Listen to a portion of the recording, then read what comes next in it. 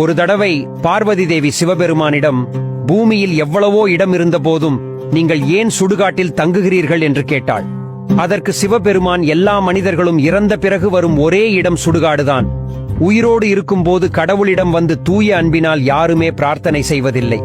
எனக்கு இதை கொடு, அதை கொடு என்றே பிரார்த்தனை செய்கிறார்கள். அவர்கள் இறந்த பிறகு அவர்களின் உறவினர்கள் மிஞ்சி போன சில நாட்கள் தான் கவலைப்படுவார்கள். அதன் பின் அந்த மனிதன் என்ன சொத்துக்கள் சேர்த்து வைத்திருக்கிறான் என்றே பார்ப்பார்கள்.